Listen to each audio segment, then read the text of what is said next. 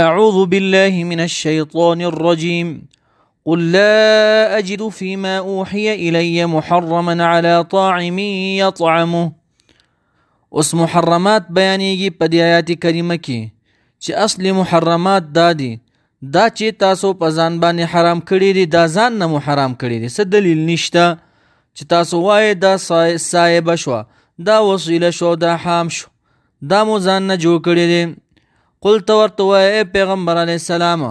لا اجدو زه نه مومم فیما په هغه قرآن کې اوحیه چې وحی کړی شوی دی الیه ما لره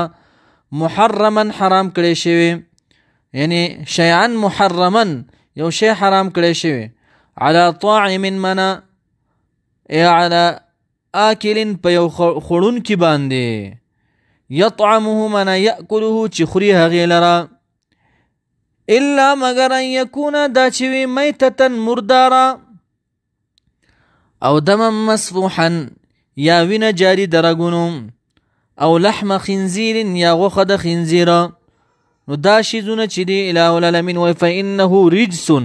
ای حرام، دا حرام دی، دا شیزونه حرام دی مقدمن او مؤخرن، مخکې دین کې هم حرامو نو په دې دین کې هم حرام دی.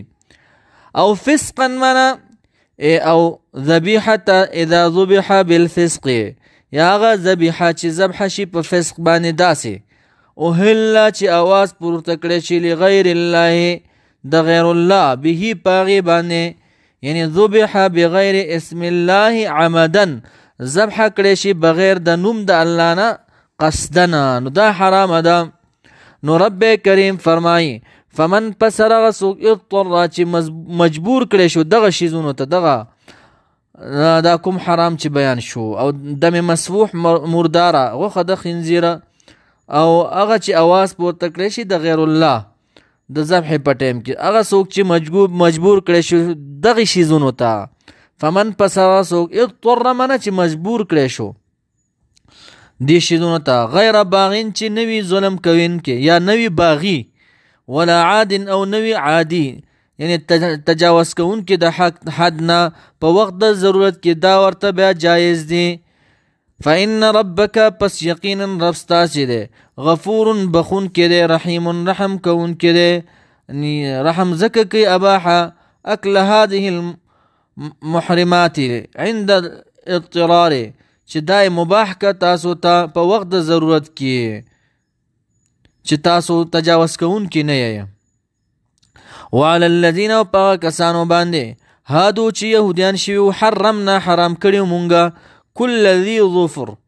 هر خاوند د نوک، ومن البقر او د غواګانو نه، والغنم او د ګډانو نه، حرمنا حرام کړي مونږه علیهم په هغې باندې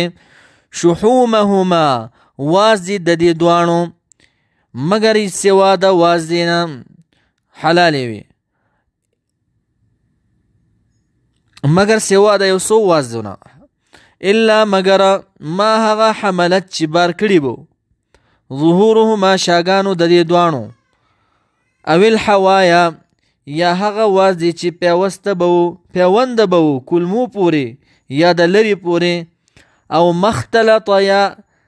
هغه وازدې چې لګېدلې بو بعظم هډوکي د شا سرانی کوناټې سره، ذالک التحریم دا چې مونږ حرام کړي وو په دې باندې، جزیناهم منا عذاب ورکړی وو مونږ دې ته ببغیهم په سبب د سرکشۍ د دینه، یا بظلمهم په سبب د ظلم د دې چې انبیا به یې قتلوله. دا وعلى الذین هادو حرمنا کل ذی ظفر هر خاوند نوک، بطه شو، اوښ شو، ارنب شو، دا حرام کړي وو دي. نو ذالک رب کریم فرمای دا چې مون حرام کړیو، جزیناهم عذاب ورکړیو مونږ دی لره ببغیهم په سبب د سرکشۍ د دې باندې، په سبب د ظلم د دې باندې چې انبیا به قتلوله. رب کریم فرمای و انا یقینا مونږ چې لصادقون خامخا رښتینی یو په خپل قول کې، فیما قلنا هغه څه چې مونږ وایو چې دا شیزونه مونږ په دې باندې حرام کړیو، په دې کې مونږ رښتینی یو. فإن کذبوک پس که چېرې تکذیب که ستا یا رسول الله صلی الله علیه وسلم، فقل پس تو ورته وایه ربکم رب ستاسو چې دی ذو رحمتن خاوند رحمت دی واسعت فراخه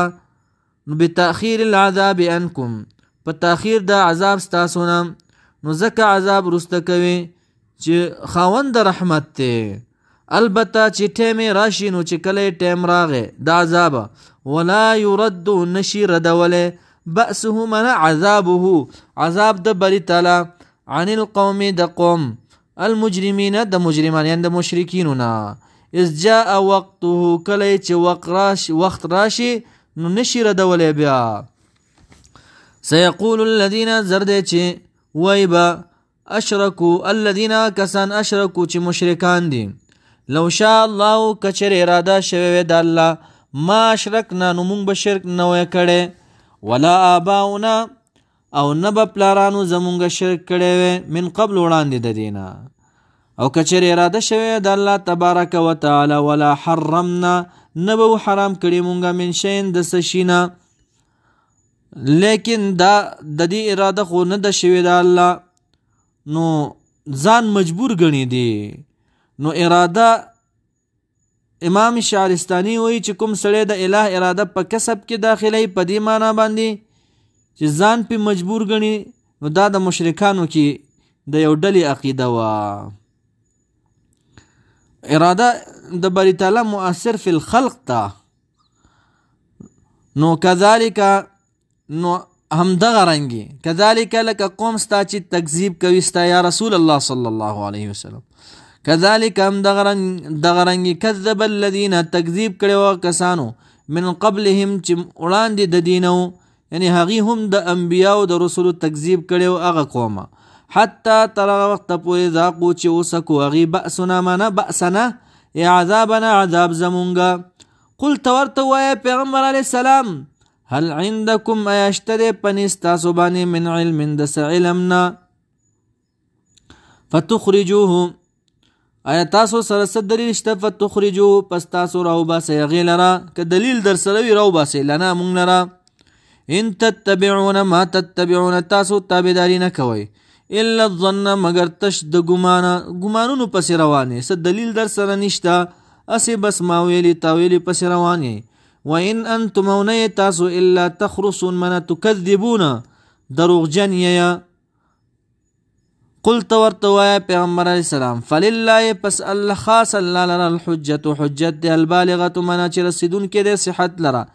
یعنی محکم حجت الله لره دی فلو شاء پس که چېرې اراده شوی د بری طرح لهداکم نو خامخا به هدایت کړی و تاسو ته اجمعین په غونډه باندې خو اوس دا امتحان دی قلت ورته ووایه یا رسول الله صلی الله علیه وسلم هلم من راوبلی شهداکم گواهان ستاسو والذین کسان یشهدون چې گواهی کوي په دې خبره باندې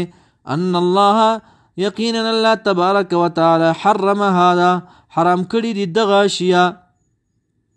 نو راولی گواهانا نو یا رسول الله صلی الله علیه وسلم بالفرض کچری د دروغ گواهان پیدا کړل نو فین شهیدو پس کچری دی گواهی وکړه په دروغ باندې فلا تشهد پس تو گواهی مکوه ماهم د دې سره ولا تتبع تابعداري مکوه احوال الذین خواهشاتو دا کسانو کذبو چې تکذیب کړي دی بیااتنا پایاتونو زمونږ باندې والذین کسان چې دي لا یؤمنون چې ایمان نه لري بالآخرت په آخرت باندې وهم دی چې دی بربهم پر خپل باندې خو رب خپل سره بربهم رب خپل سره یعدلون الاصنام برابرۍ بوتانو لره